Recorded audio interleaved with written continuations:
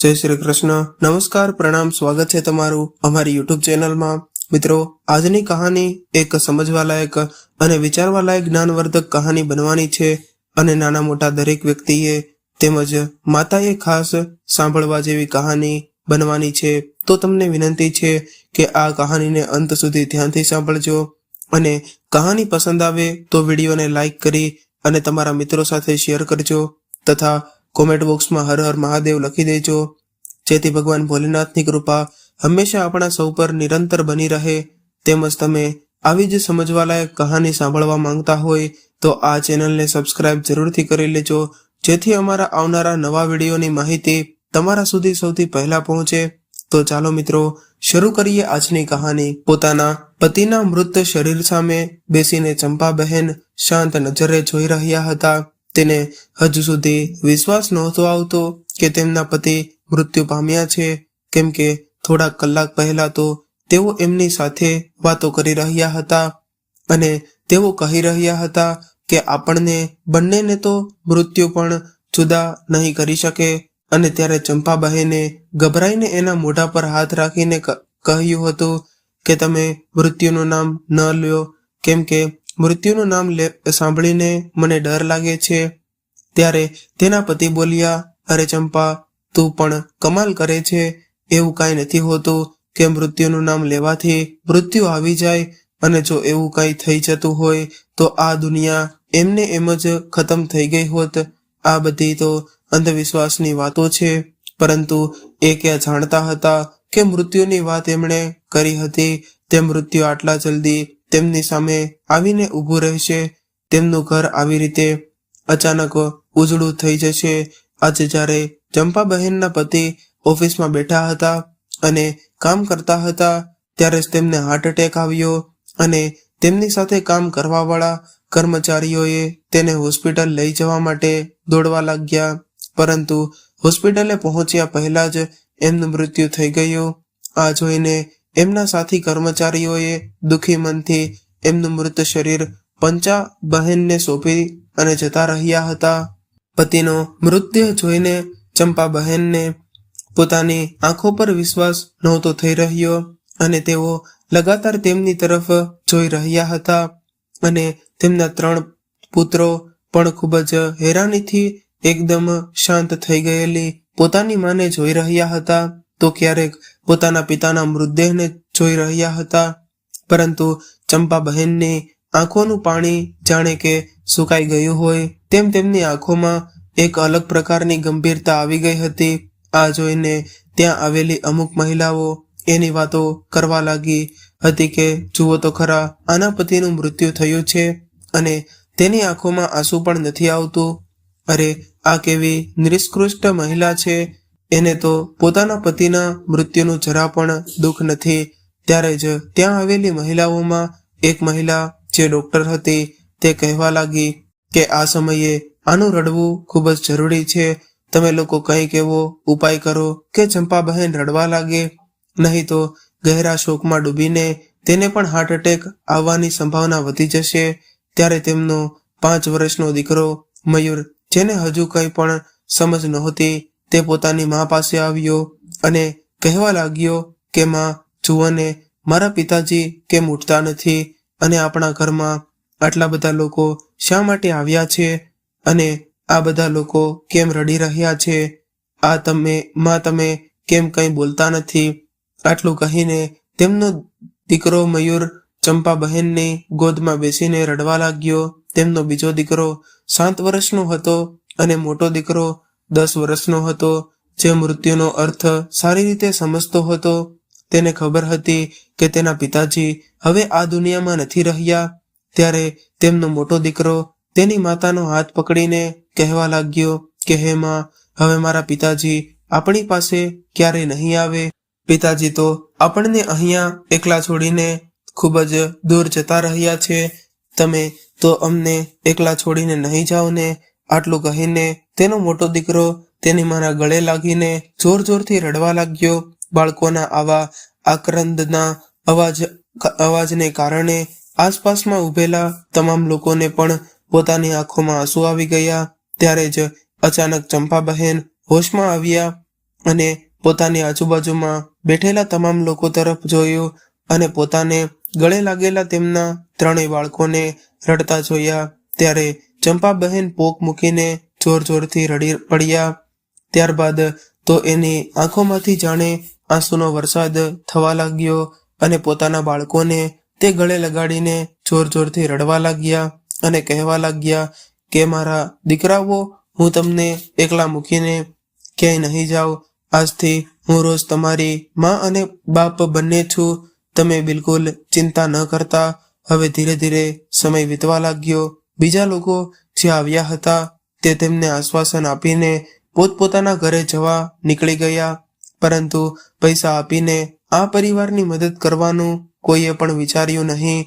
ચંપાબહેન આ જોઈને હેરાન હતા કે જ્યાં સુધી તેમના પતિ જીવતા હતા ત્યાં સુધી તો તમામ સગા સંબંધીઓ તેમને પોતાના પણું બતાવતા હતા, પરંતુ આજે ખરા સમયે જે પોતાના કહેવાવાળા હતા તે લોકો જ મોઢું ફેરવીને જતા રહ્યા તેવો હતા. ત્યારે તેમના ઘરે તમામ સગા સંબંધીઓની ભીડ રહેતી હતી, પરંતુ તેમના પતિના મૃત્યુ પછી ચંપાબહેન સાવ એકલા પડી ગયા હોય એવું મહેસૂસ કરતા હતા. ત્યારે ચંપાબહેને પોતાની પાસે રાખેલા પૈસાનો હિસાબ લગાવ્યો તો તેમને જોયું કે તેમના બેંક એકાઉન્ટમાં થોડા જ રૂપિયા હતા અને એ રૂપિયાથી ઘરનું ગુજરાન ચલાવવું ખૂબ જ મુશ્કેલ હતું, કેમ કે જે કાંઈ પૈસા એમના પતિએ કમાયા હતા તે પૈસા તો એમણે એમનું મકાન બનાવવામાં લગાડી દીધા હતા અને મકાન પણ એટલું મોટું નહોતું કે એને ભાડા પર આપીને થોડા પૈસા કમાઈ શકે. ચંપાબહેન પાસે ફક્ત આ મકાન જ હતું જેમાં તેઓ પોતાના બાળકો સાથે રહી શકે. હવે ચંપાબહેનને નોકરી કરવાનો વિચાર આવ્યો અને જે ઓફિસમાં તેમના પતિ નોકરી કરતા હતા એ જ ઓફિસમાં તેમણે નોકરી માટે અરજી કરી અને ઘણી બધી દોડધામ કર્યા બાદ તેને ત્યાં એક નાની એવી નોકરી મળી ગઈ.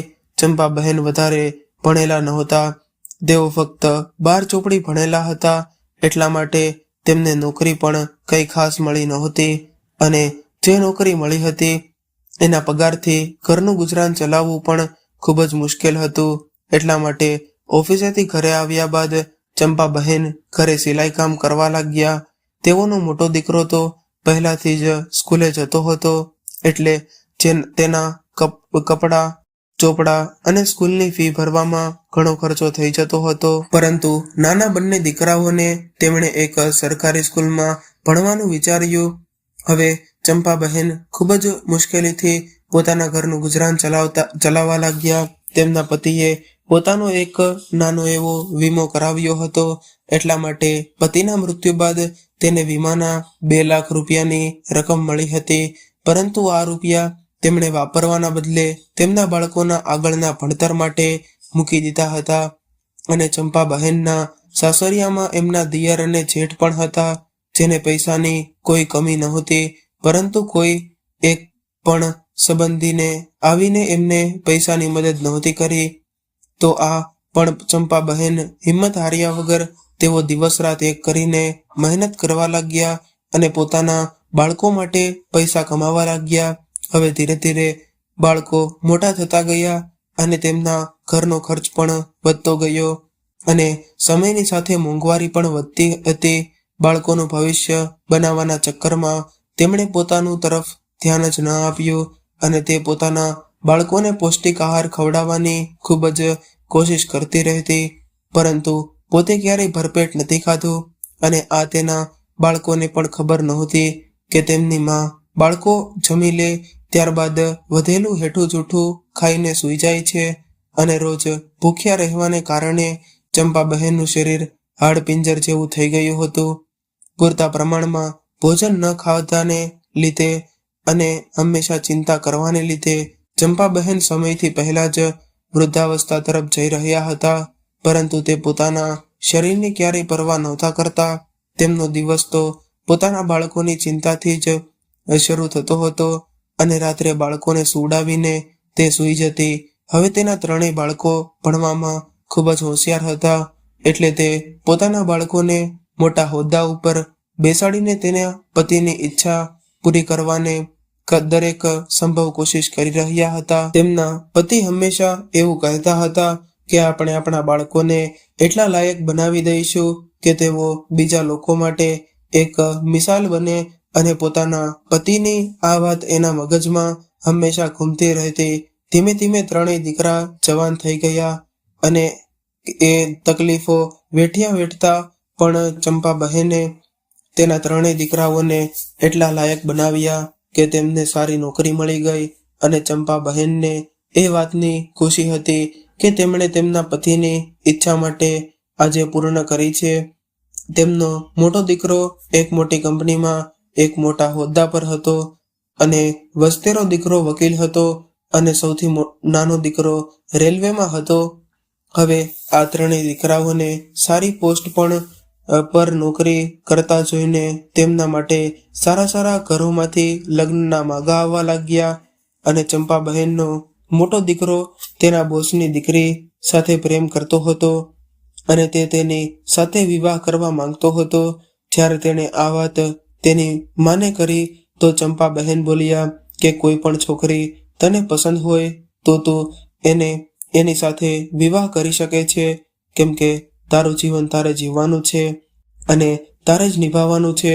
અને હું તો રાજી થઈશ, કેમ કે તું તારી પસંદની છોકરી સાથે વિવાહ કરી શકે છે.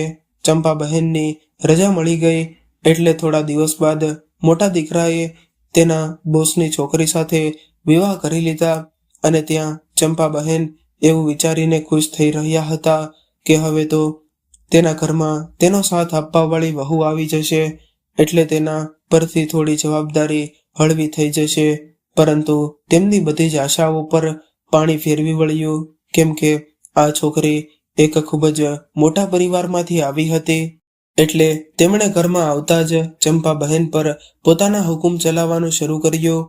અને ઘરના કામમાં પોતાની સાસુને મદદ કરવાની વાત તો દૂર રહી, પરંતુ એ તો પોતાની સાસુને જોવાનું પસંદ પણ નહોતી કરતી.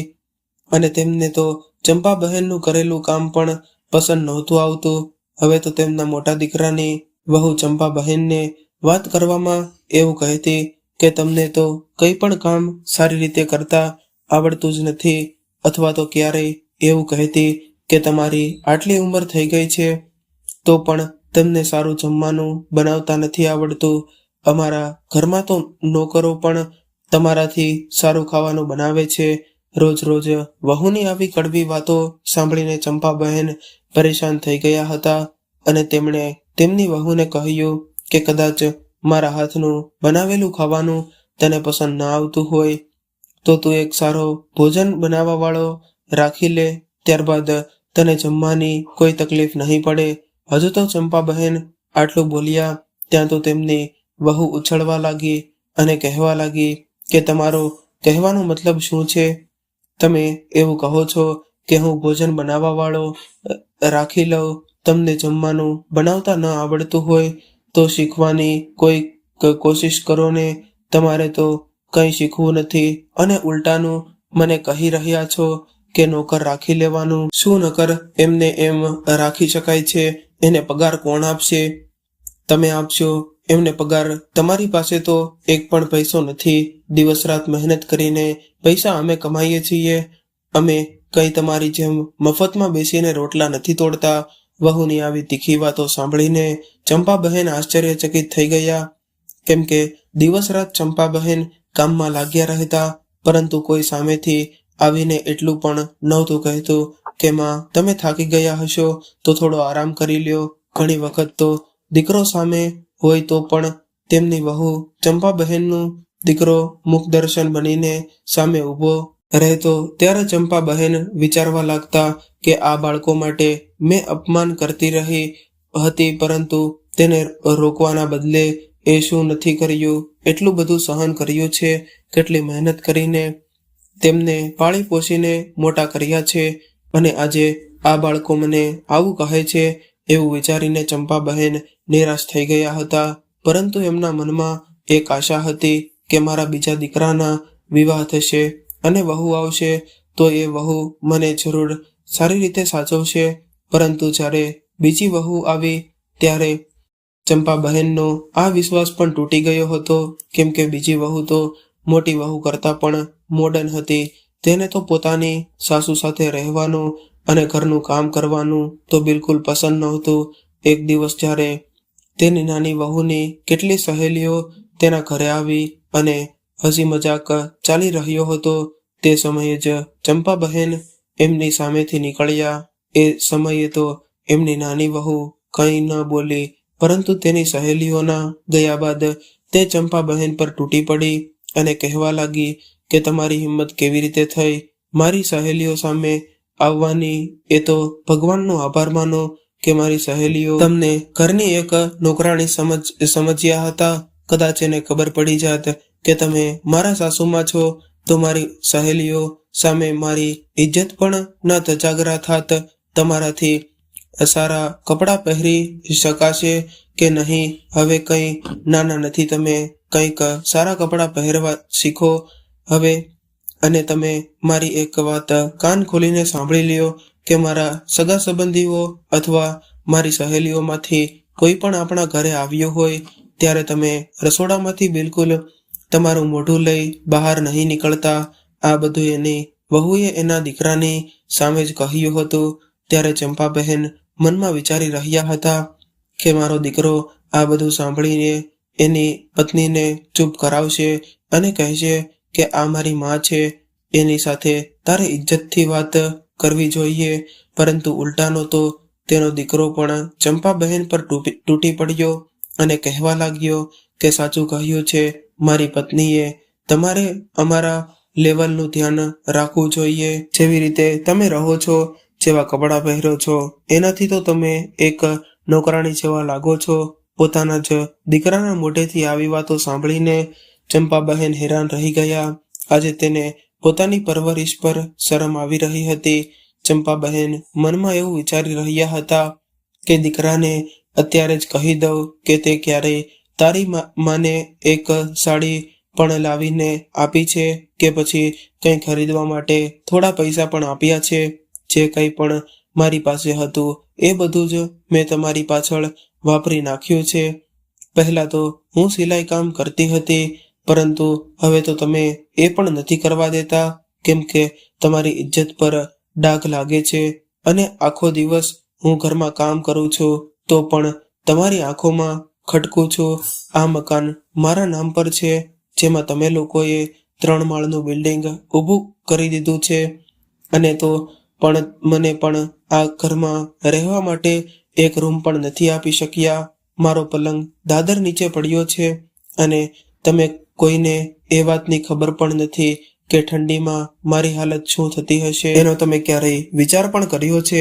ચંપા બહેન મનમાં ને મનમાં આવું બધું વિચારી રહ્યા હતા, પરંતુ તેમની હિંમત નહોતી થઈ રહી કંઈ કહેવાની, કેમ કે જેવી સ્થિતિમાંથી એ ગુજરી રહ્યા હતા અને કદાચ તે કોઈને કંઈ કહી દે તો આનાથી પણ વધારે ખરાબ સ્થિતિ આવી શકે એમ હતી. હવે તેના સૌથી નાના દીકરાએ પણ પોતાની પસંદની છોકરી સાથે વિવાહ કરી લીધા અને તેણે તો તેના લગ્ન બાદ તુરંત અલગ ઘર લઈ લીધું.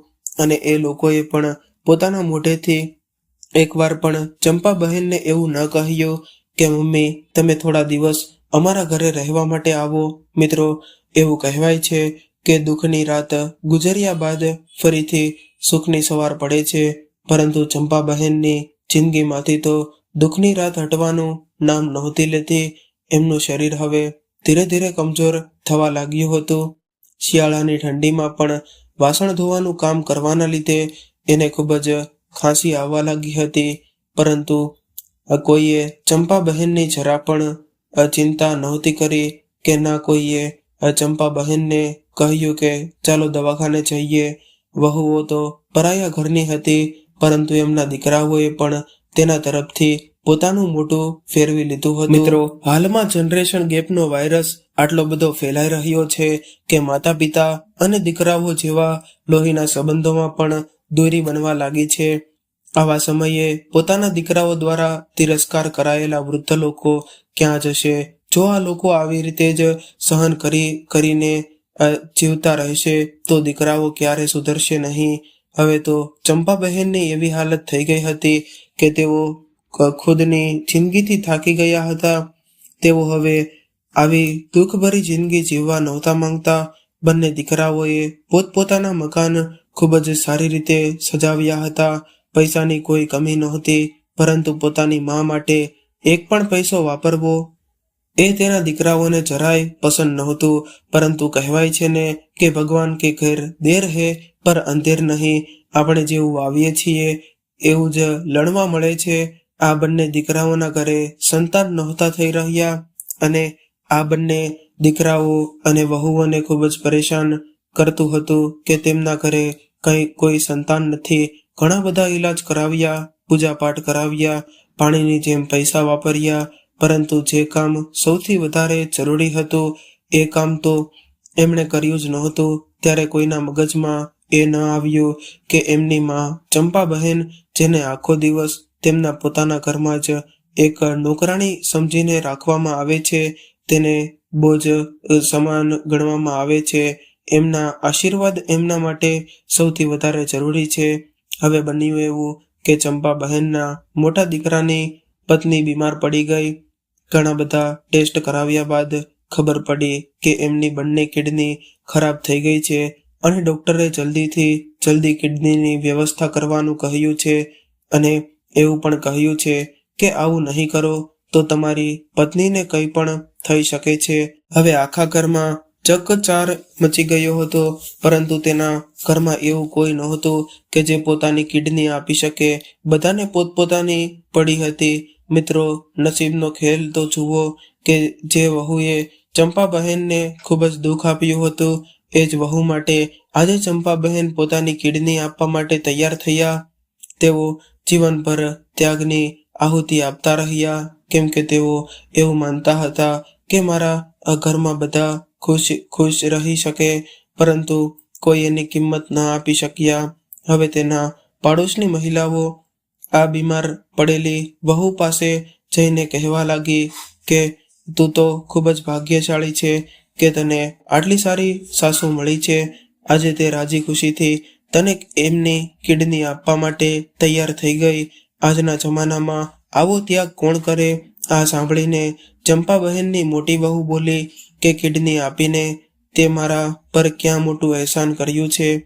આમ પણ તે હવે થોડા દિવસની મહેમાન છે અને તે પોતાના દીકરાના પરિવાર માટે આટલું નહીં કરે તો કોના માટે કરશે? ત્યારે તેમની વહુની વાત સાંભળીને ચંપાબહેન હેરાન રહી ગયા. ચંપાબહેન ઘણીવાર એવું વિચારતા હતા કે આવા વાતાવરણથી હું દૂર જતી રહું, પરંતુ બીજો કોઈ રસ્તો પણ નહોતો. તેમણે તો એવું વિચાર્યું કે તેના દીકરાઓ એક આદર્શ દીકરાઓ બનશે, પરંતુ એના પાલન પોષણમાં કઈ જગ્યાએ ભૂલ રહી ગઈ એ ચંપાબહેન હજુ સુધી સમજી નહોતા શક્યા.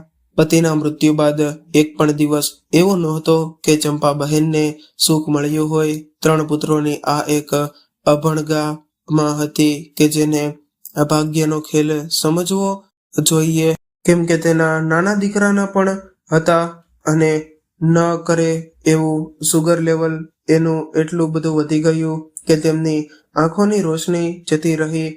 હવે તેણે પણ જાહેરાત કરી કે કોઈ આંખોનું દાન આપશે તો હું તેને એના બદલામાં ઘણા બધા રૂપિયા આપીશ. હવે આ લોકોએ આ વિશે એક પંડિતજીને પૂછ્યું તો એમણે કહ્યું કે મને એવું લાગી રહ્યું છે કે તમે લોકોએ કોઈનું ખરાબ રીતે દિલ દુભાવ્યું છે. તમને કોઈને આ બધું કેમ નથી દેખાતું? ઘરમાં આટલી બધી ઉથલ-પાથલ થયા બાદ પણ કોઈની આંખ ન ખુલી. ચંપાબહેન પ્રત્યે કોઈના હૃદયમાં દયા પ્રગટ ન થઈ.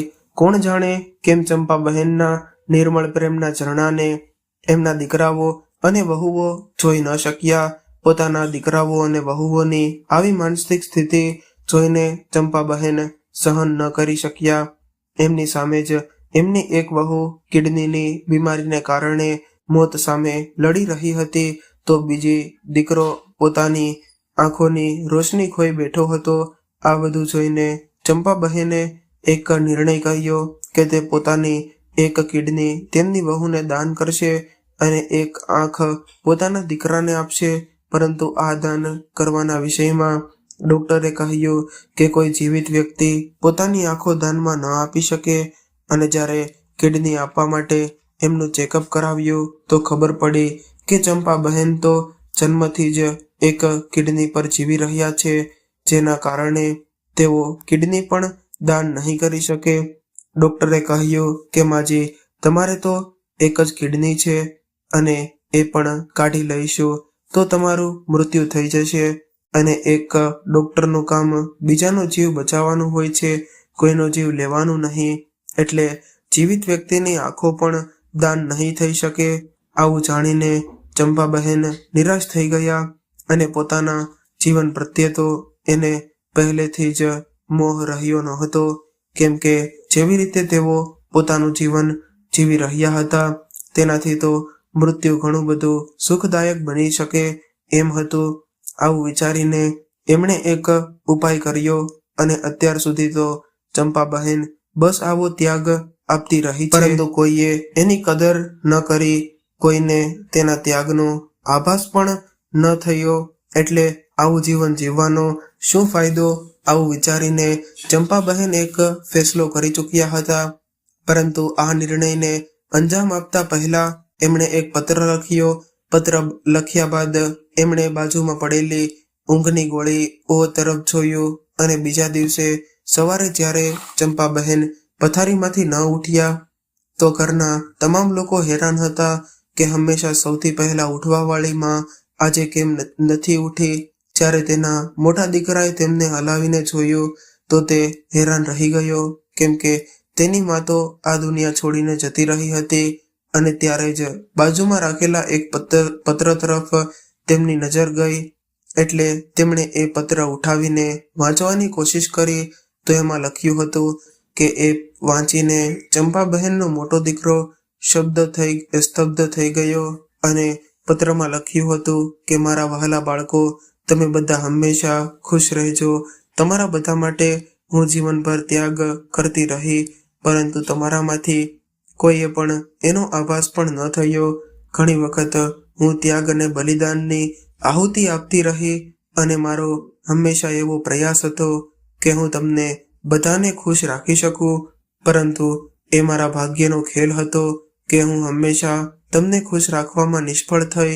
તમારા દિલમાં મારા માટે થોડી ઘણી પણ ભાવના જાગૃત ન કરી શક્યા, અને હવે તો આહુતિ આપવા માટે મારી પાસે કંઈ બચ્યું પણ નહોતું.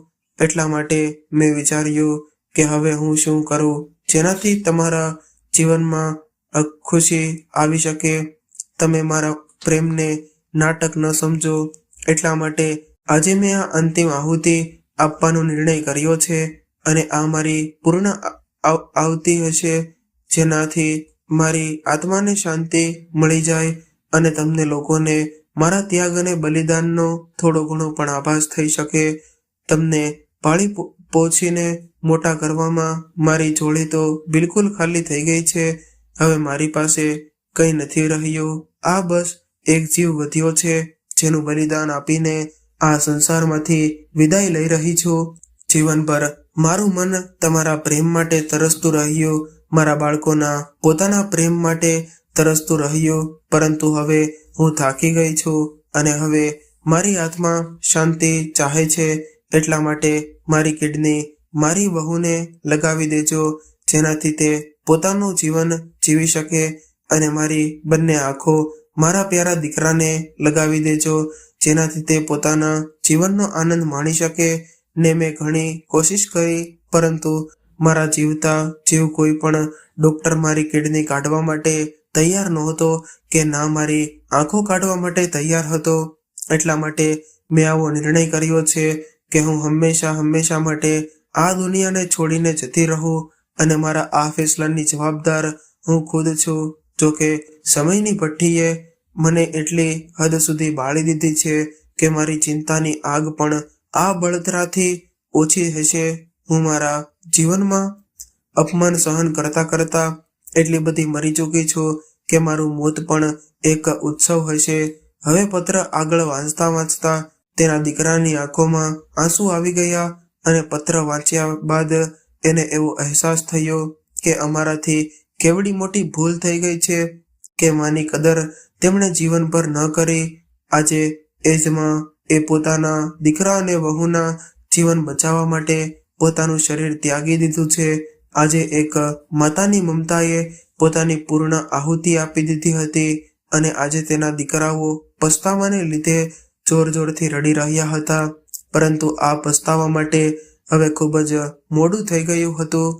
દોસ્તો, માં શબ્દતામાં એક સુખદ ચેતના, એક પૂર્ણતાનો અહેસાસ અંતર મનને ભરી દે છે. માતા પિતા આપણા જીવન માટે ખૂબ જ અમૂલ્ય હોય છે. એટલા માટે એમના જીવતા જીવ એમને થાય એટલી સેવા કરવી જોઈએ, એમને પ્રેમ કરવો જોઈએ. કેમ કે જ્યારે તેઓ જતા રહે છે ત્યારે આપણે કંઈ નથી કરી શકીએ એમ. તો મિત્રો, આજની કહાની તમને કેવી લાગી કોમેન્ટ જરૂરથી જણાવજો અને પસંદ આવી હોય તો વિડીયોને લાઈક કરીને તમારા મિત્રો સાથે શેર કરજો. અને આવી જ કહાની સાંભળવા માંગતા હોય તો આ ચેનલને સબસ્ક્રાઇબ જરૂરથી કરી લેજો. તો ચાલો મિત્રો, હવે ફરી મળીશું એક નવા વિડીયો સાથે. ત્યાં સુધી સૌને મારા જય શ્રી કૃષ્ણ. હર હર મહાદેવ. કહાનીને પૂરેપૂરી સાંભળવા